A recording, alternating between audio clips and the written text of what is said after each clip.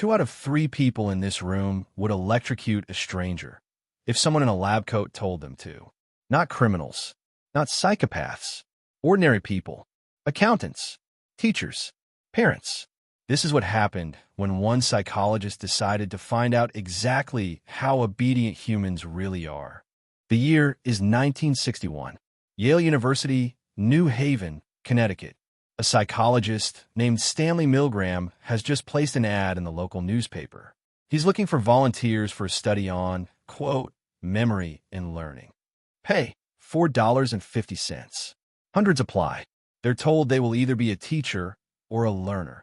What they don't know is the draw is rigged. Every volunteer will be the teacher. Every single time. The teacher is brought into a room and shown the shock generator. It's a large, official-looking box. 30 switches, each one a step higher. 15 volts, 30 volts, all the way to 450 volts. The labels beneath the highest switches read, danger, severe shock. The last 2 simply say, XXX. To make it feel real, the teacher is given a 45-volt sample shock, just to know what it feels like. Then the learner is taken to an adjoining room, strapped to a chair, and the door closes. The test begins.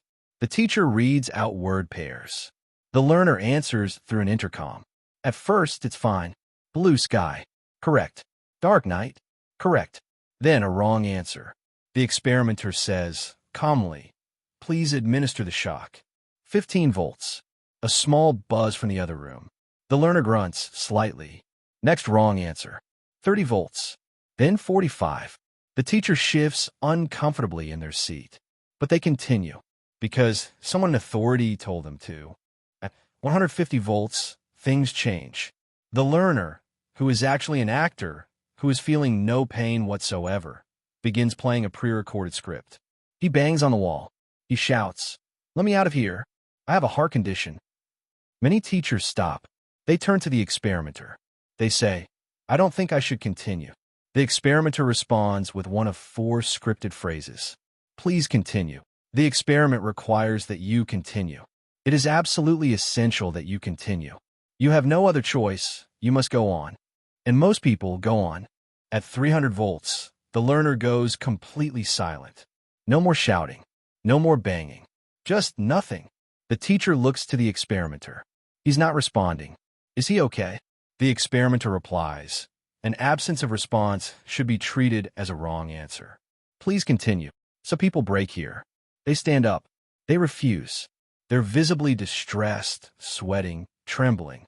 But 65% of them, 2 out of every 3 people tested, flick that final switch. For 150 volts. Mark XXX. Not once.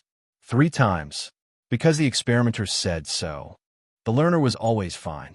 He was an actor. The shocks were never real. But that's almost beside the point.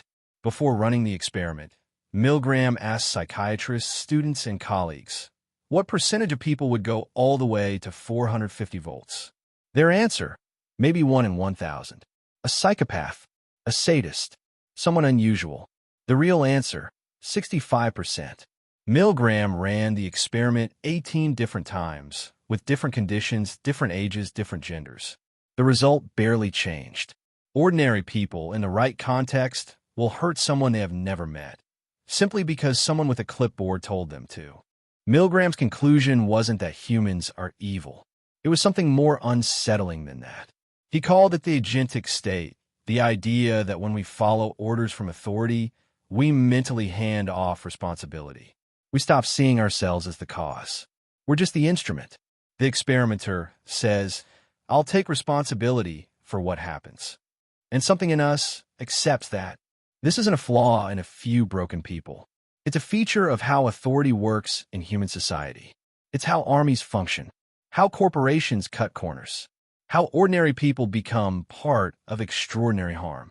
The real question Milgram left us with isn't, would you have done it? The question is, how do you know when to stop?